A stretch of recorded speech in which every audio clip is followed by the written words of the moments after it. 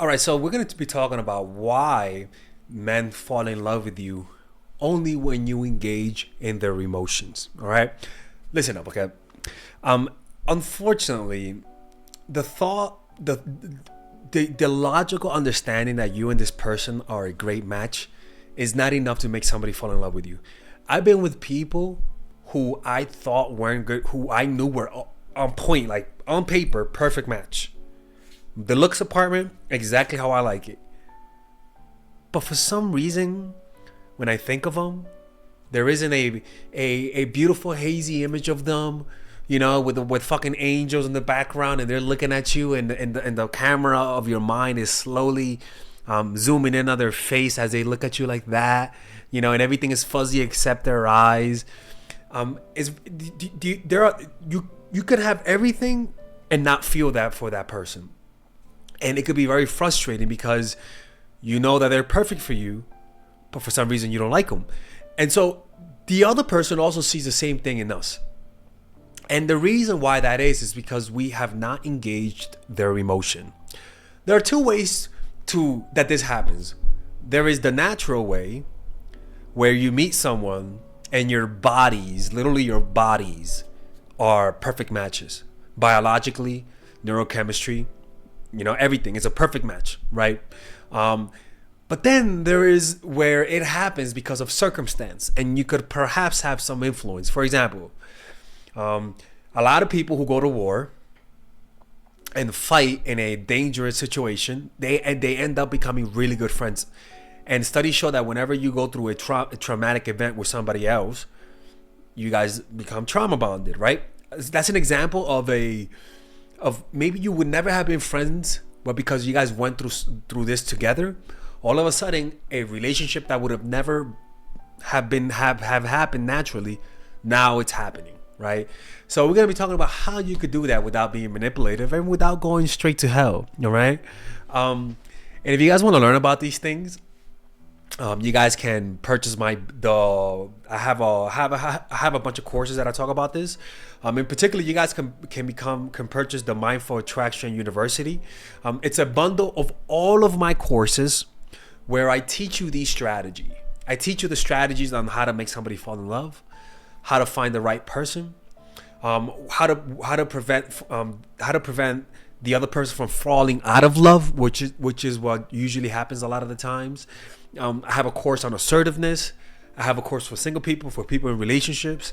You could order it right now by clicking on the description down below where it says order the bundle, and I'll see you guys inside. It's honestly it's all of my courses that I've ever made for you guys in one place. Okay, all right, let's begin. So look.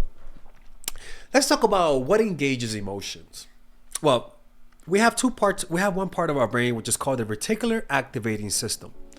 The reticular activating system, I believe, is in the amygdala, and that's what is always looking out for threats, particularly threats to our survival, but also is also looking out for things that will promote our survival. That means food, the opposite sex, right, or positive connections, alliances. And then in the negative side, we look for threats. The dark shadow over there that's slowly walking up to you, right? The friendly politician who looks too good to be true.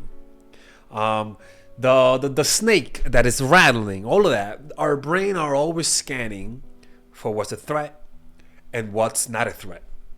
And so when the brain notices that something's threatening it in the environment, it will activate the reticular activating system and release emotions, release hormones, your dopamine, in order to help you remember and repeat the behavior that led to you finding that positive thing. And then cortisol to remind you and ingrain in you everything that led to that event that could threaten your life, right? That part of your brain enhances memories that led to positive things, and also enhances the memory that led to the negative thing. So you'll know exactly where your ass got mugged, but as a guy also, you'll know exactly where you met a girl that like for example, like I once met a girl at the library. She became my girl. When I became single, I kept going back to that fucking library, right? Because your brain will ingrain the memory of those things. So as we can see, those are the two factors that causes our brains to become engaged in a situation where you might be bored in your room, but if all of a sudden the roof collapse, all of a sudden your emotions engage, you pay more attention, and all of a sudden you're just more focused. Your adrenaline rushes to your body. So anything that provides value, and anything that will threaten what you already have will engage your emotions. So, how do you do that? Well, the first thing is novelty and surprise. Novelty and surprise engages emotions. That means new things will engage your emotions a lot more than older things, in every sense of the way. And also, surprise, right? Whenever somebody surprises you, without knowing, release emotions without even thinking, right? You just feel new emotions when something surprising happens. You have no control over that. So when it comes to people, unpredictability creates this similar effect. You have no control over people who are unpredictable, and as a result, you are more emotionally engaged in people who are unpredictable, especially people who are not that into you. People who are not that into you naturally will be unpredictable, because when they like you, their behavior is in one direction towards you. When they don't like you, you tend to notice that their behavior goes in your direction, but maybe goes in this direction, and then back in your direction, and you can't predict it. And that unpredictable aspect threatens your self-esteem, because your brain is always trying to understand, always trying to predict things. And the reason why this is the behavior of people who don't like you is because when somebody is in love, you gotta understand the feeling of love is like being on crack, right? And you are their drug. Every time they want to get in contact with you, touch you, see you, connect with you, it's like a hit of crack, right? What's one thing about crackheads that's consistent? Doing crack. A real crackhead doesn't say one day, you know what, I forgot to do crack. Oh, you know what, I'm too busy to do crack. No, it's geared in one direction. But when somebody is healthy, have a healthy state of mind, you don't know when they're gonna do crack. When somebody's not addicted to a drug, the time when they do that drug is not predictable, right? Because they're not addicted to it. So that drug, which is you, is like, what the fuck? This person doesn't like me? Everyone likes me, I'm crack, right? But once they start falling in love with you, just like any addict, you can start to predict their behavior. You know exactly where they're gonna be. You know exactly what they're gonna do. So that's why people who are not consistent, I'm like, you are one weird crackhead, because that's not how people who are in love work. That's not how somebody who loves you work. They're not inconsistent. They are consistent to the bone, because this is an emotional experience, and emotions have reactions that are consistent, so that it doesn't use a lot of brain energy. So the brain of the person who is perceiving someone to be unpredictable will think of that person more. And eventually, if you do this long enough, they may end up falling in love with you. But what kind of unpredictability am I talking about? Hot and cold. One day you're hot, the next day you're cold. One day you're 1 week you're texting consistently, and the next week you're not. You send them you send them 5 text messages fast, and then the 6th one, it takes a whole day to respond. Well, the problem is that's the behavior of somebody that just doesn't like you. The brain will not see that. And the brain will not let you entertain the fact that they don't like you, because it hurts your self-esteem. So what the brain will do then, it'll try to find other reasons why this person is being unpredictable. And you'll end up falling in love with them because you're trying to understand them. The unpredictable aspect. That's one thing. Novelty and surprise. And the novelty is that you don't always behave the same. For example, one girl in particular, one day she would be very affectionate towards me, and then the next day she'll come to my place, but she wouldn't be physical, not like sex, but like she wouldn't want to be touched for no apparent reason. And I'm like, what the fuck? That's weird. I'm cozy, motherfucker. What the hell's your problem, right? But it made me self-reflect, and it made me say, what the hell's going on? Why is she doing this? And this causes somebody, especially if you're maybe sad or maybe depressed or maybe have low self-esteem, this will make somebody fall in love with you. Now, if you guys enjoy this type of content, I'm actually coming up with a course called The Feminine Woman. And this course is about how to embrace your feminine energy and how to blend your feminine energy with your masculine energy. Because the most attractive women, the most powerful women have a mix of masculine and feminine. The weakest women, the women who get used up the most, a lot of the time, they have too much feminine energy. The women who are too strong and too powerful and they can't and too successful to the point that they can't keep a guy, they have too much masculine energy. And this course will teach you how to blend the two. And honestly, this is why I think women have an advantage over men when it comes to creativity and when it comes to thinking in a masculine and a feminine way. So if you guys are interested in something like that, you go click in the description down below and pre-order that course because it's not out yet. Pre-order it right now at $69. It's gonna be around $99, so you guys can pre-order it at a much more affordable price by clicking on the description down below. And if you don't do that, I'm closing the channel. Okay, the next thing is sense of control. So remember, unpredictability. And this is just something that you guys can do. You don't have to be evil with it. You don't have to go to hell by doing this.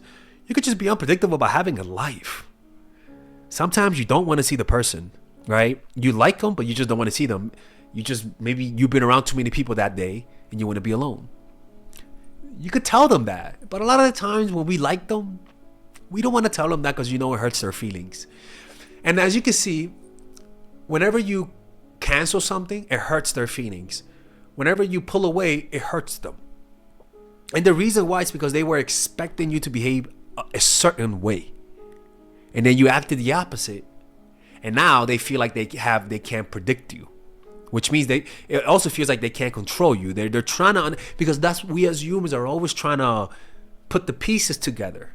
And when we feel like everything's coming together, but then you notice there's one piece that doesn't add up, it re-engages your emotions. And depending on your self-esteem level, you may fall in love with them. And this is why you have to be careful with people who are inconsistent. With people who you can't predict. When you can't predict someone, that's a red flag. Let me put this right. When you can't predict whether or not they're actually going to see you on the date that night, that's a red flag. You know what I'm saying? So that's one thing. Next thing. Sense of control and then not having the control. Right? This goes down to also predictability, where you're consistently texting them, consistently there, and all of a sudden, you're busy. All of a sudden, this week I'm really heavy with work and I can't see you. They felt like they could get you to see them any moment in time. Hey, you respond. You call.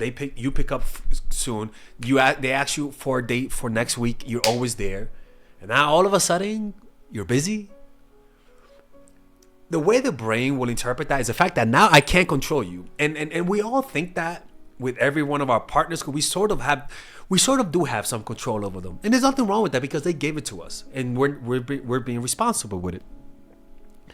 But there is a certain high that the control that our lovers give has. And that high, when we don't have it, makes us mad, makes us angry, makes us anxious.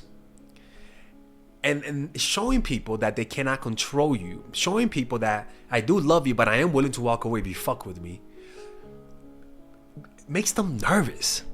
And it engages their emotions to try to control you or tame you. The wild woman, the wild man, the man that can't commit, the woman that can't commit, people see that as a challenge because they can't control you. But the key is to give them some sense of control, so that they know that you have the ability to let somebody control you to some degree. Submission under condition, I love you and you are able to hurt me more than anybody, but also I'm able to deal with the pain and walk away from you if you're being toxic enough. You let them know that you have this intense love for them, but also that you're also willing to cut your nose to spite your face. People, their love for you will increase, and also their respect for you will increase. The next thing is true chemistry. This is the one that gets really toxic. When you feel strong chemistry with someone, your emotions are going to be engaged and it's going to be really easy to fall in love with them and vice versa. So chemistry is something that it's either there or it's not. You can't replicate chemistry. You can't replicate. You cannot create chemistry out of nothing. That's just not. Okay? Unless you guys are the last humans on planet Earth and we live in the planet of the apes and me and you are the only Homo sapiens, okay, maybe we'll have chemistry. But it's very hard to create chemistry because it's really a biological thing that we have no control over. The next thing that creates this engagement of emotions is triangulation. This is toxic, people. People can deal with the fact that some people are taller than them, maybe funnier. But the one thing that people cannot stand is the fact that somebody is more attractive than somebody else. It's the fact that somebody has more appeal to the opposite sex. That is a truth that most people just cannot deal with, right?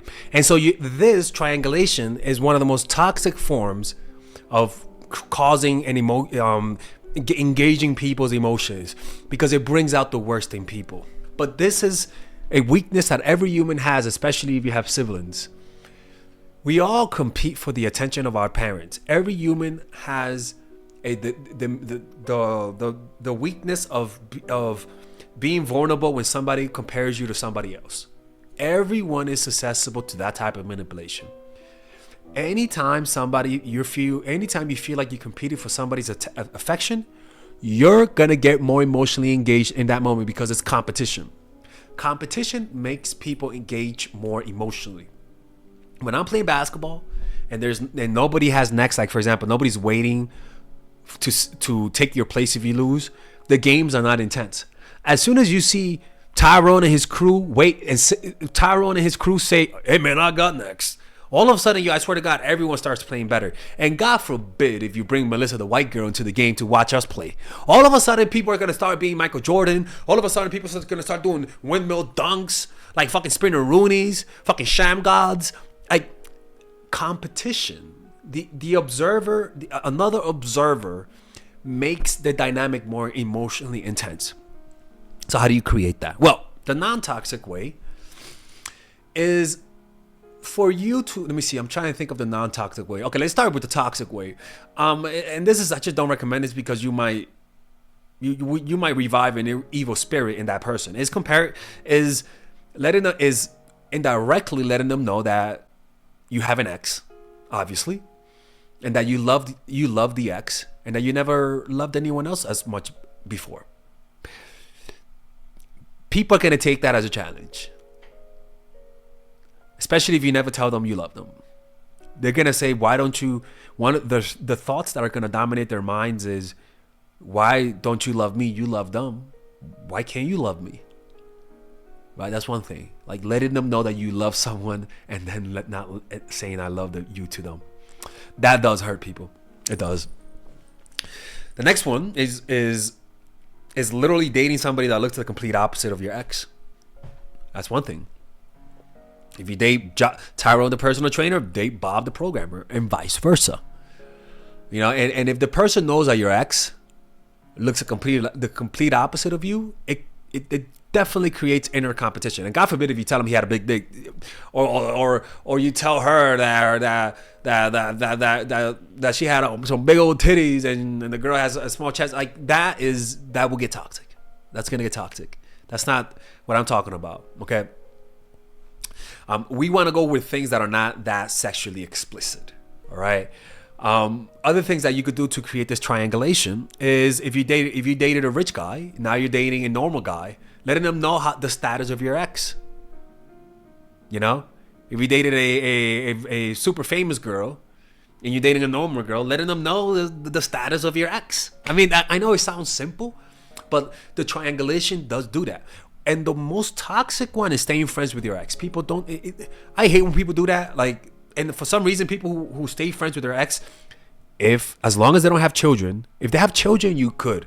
But if they don't have children, why the hell are you guys being buddy-buddy? I don't give a fuck if this is a mature relationship. Anyways, triangulation does that. Other ways that you could triangulate is by literally having friends of the opposite sex. Just the presence of the opposite sex. Literally, just like you could have me as your friend and just be there and just breathe and not move, and I'll be a threat to your ex. Like it's just that simple. Just the presence of the opposite sex does that.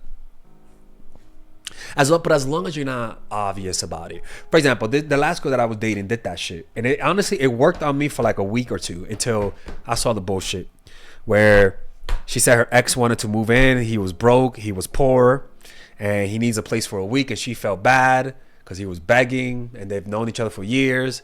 And me and that girl weren't in a relationship, but we were talking. But I didn't have the right to tell her what to do. You know what I'm saying? Because we were just talking. But I was like, look, man, whatever. Long story short, she said the ex would take her phone and block me, and he wouldn't let her unblock me. And so I thought that she couldn't control it. But then I realized that he was gonna be there for a week, but then it started extending to 2 weeks, 3 weeks. And I would tell her, why don't you kick him out? And she's like, oh, because he just doesn't leave. And then the only way he left was because she was actually going to Colombia, and he had no other choice because she had to leave. And I'm like, if you would not have left to Colombia, he still would have been there. She's like, maybe. And I'm like, okay, this bitch is crazy. And then she was like, well, I'm trying to heal. And I'm like, okay, you know what? I'm done with this. And I walked away.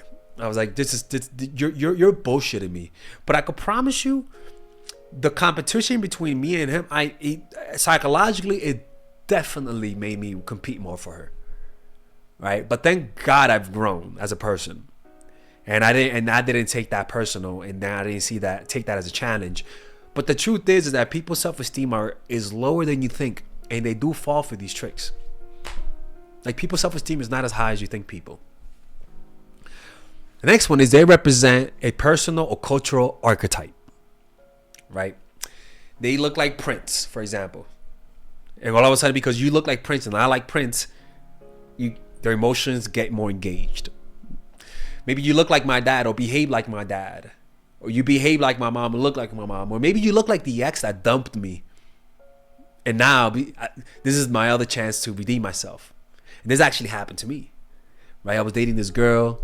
Long story short, she dumped me. And I was really in love with her. And then I dated another girl. And she didn't look like her. But then one day she came over and I was drunk, and she just let me lay on her lap, and I looked up, and from that angle she looked like her. I was like, holy fuck, that's fucking Gaia. That was her name. Gaia is a beautiful name though. I'm like, that's fucking Gaia. And then all of a sudden I fell in love with her. I stopped loving Gaia. I fell in love with her, and it wasn't because of her. It was because of their projection. She represented somebody in my past, right? And you kind of end up going back with them. You're staying with them because they look like the ex, or they remind you of the ex, and so you could just not heal and just project those emotions onto them. You know, those relationships never work out, by the way. But or maybe you represent the bad boy look in America, for example, or maybe you look like a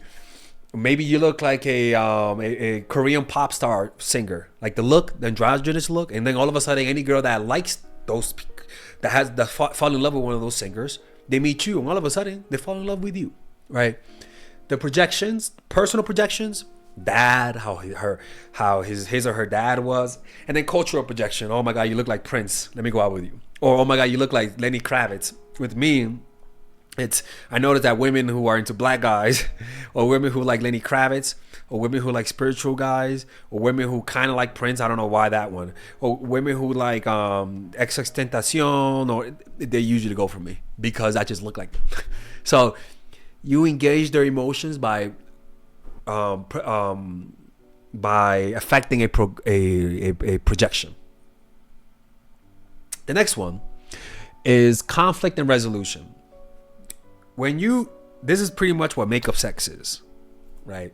People tend to fall in love during situations of conflict, right? So it could be that maybe you guys got into a fight and made up, or maybe you guys got mad at each other because maybe one person was late on the date, and you got really mad at the person, and then they really apologize, and then they say, you know what? I know we're fighting right now, but how about this? Let's start over again. Let's try this again. Let me make it up to you, and you guys meet. But because you guys fought, but because you guys had some conflict, all of a sudden you meet again, and it feels like you know them, even though it's the first date. There's something about conflict that brings people together. The United States, the moments when it's most people are proud to be Americans the most is during conflict. Countries at war become more united. Countries at peace get a little bit more divided. Conflict and pain, and even those toxic relationships, the reason why they're so addictive is because conflict creates an emotional and physical addiction to the other person. If you're able to get me mad, that means I really like you. If you're able to make me feel negative emotions, it means you're also able to make me feel positive emotions, like any other drug. Conflict does that. So that's why it's okay. That's why I encourage you guys to be confrontational when somebody's being disrespectful, even if it's your lover. Because confronting people who, especially your ex, the people who you're dating who are being disrespectful, what that does is that it actually makes them, you actually create the type of conflict that when you tell them the issue and they try to work it out, the reconciliation brings you guys closer together. And the last one, it's sympathy. Sympathy and empathy. This one is pretty big. You could be dating someone and they look good. You like the way they are, but for some reason you just don't feel that chemistry. How do you do that? Well, I got something for you. Sympathy. When you find somebody attractive and then you mix the feeling of sympathy, a lot of the times it feels like you're in love. That desire to help someone who you feel like is in need and feels like they're helpless creates warm, fuzzy feelings inside of you. It really does, man. And sometimes that makes people actually fall in love for that person. And that's why people play the victim. Because playing the victim works. Playing the victim elicits sympathy. And if this person finds you attractive, you guys have a lot in common, that could potentially, like sugar and spice and everything nice, that could be the spice or the sugar to this whole concoction to create the Powerpuff Girls.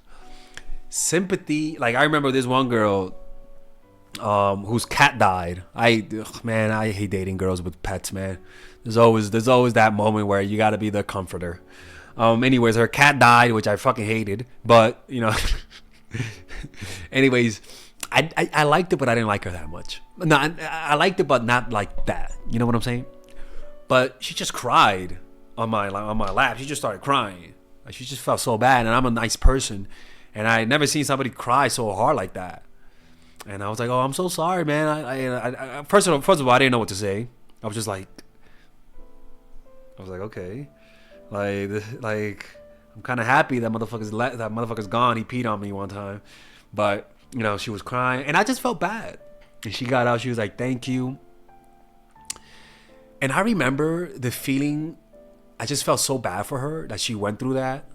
Like I really felt bad for her, and I wanted her to be happy. I gave her a gift. Took her out to dinner. She was smiling, and I was happy that she was smiling. Think about that. What the fuck do you think is going on in my brain?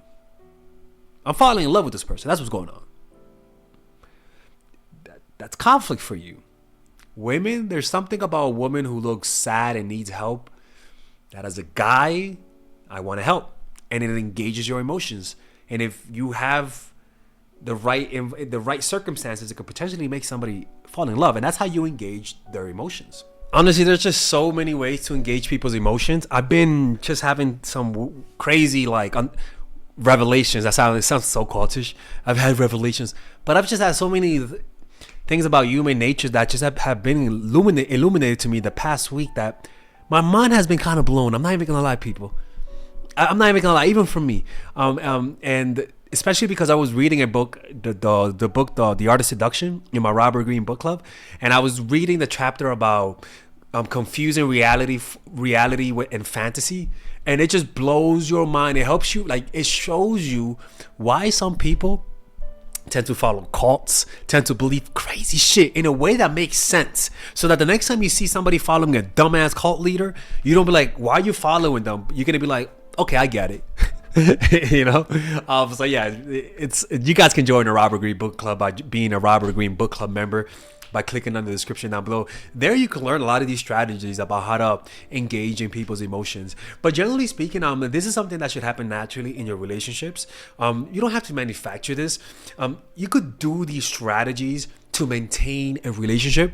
Don't do these strategies to make somebody love you. These strategies are better used once they love you. You could just sprinkle a little bit of it, and it has a really beautiful and powerful effect. When I describe things, it sounds evil, because it's just that's my language. That's the way I describe things. But the truth is, this happens a lot in healthy relationships. So you don't have to be Satan to apply this in your life. All right, you could also be the Buddha. You could be Jesus. Heck, Jesus did that. Jesus had 12 disciples. You don't think they competed for him? You know what I'm saying? Like what? Like, he had 12 disciples. That does work. All right, people. Anyways, man, if you guys don't forget, my course, The Feminine Woman, pre-order it right now. I'm actually not going to release it this month, simply because I want to do the meditation retreat first. Like, I have the content, but I just know when I do the retreats, better ideas come to me. So, like, I bet you guys will want that. I think you guys would, because the results are just going to be so much better. So right after I'm done with the retreat, I'm going to look over all of the notes and just add more stuff, because I know I'm going to have a lot of ideas, man. When you meditate for 10 hours a day and you're working on something, your brain builds connections and tells you things that you just wouldn't come up with rationally. So yeah, man, I'm really excited. And yeah, and primarily, people, I do this because this course is the course that if my nieces ask me to make a course, this is the course that I will make for them. And you guys call me Father Alex. So I guess Father Alex is delivering the course for you guys, okay? Okay. All right, ladies and gentlemen. So this is the first time I'm ever going to offer this, all right? And it's a bundle. Look at my doggy right here. And it's a bundle deal to purchase all of my courses while being able to have a talk with me. So the way that this works is that you guys can purchase the Psychological Game of Attraction, Natural Chemistry, and Nice Girl while being able to purchase a 15-minute call with me. So naturally, a 15-minute call is $99 for the meantime, people, until I start classes again, which will go out when I start classes. But now you'll be able to do that at 50% off, all while being able to purchase my first 3 courses that I ever created. These courses are pretty much everything you need in terms of your dating life. So it's all, you get everything at $249. Now the way that that this works is that the reason why I created this is because usually the best results come from people talking to me on the phone and then watching my courses. Now, I always tell people, purchase my courses first, right? But some people have individual situations that they need guidance in. So this is the opportunity to be able to get all 3 things while being able to talk to me, okay? So click on the description down below, purchase it while it's limited before I start classes again, and I'll see you guys inside.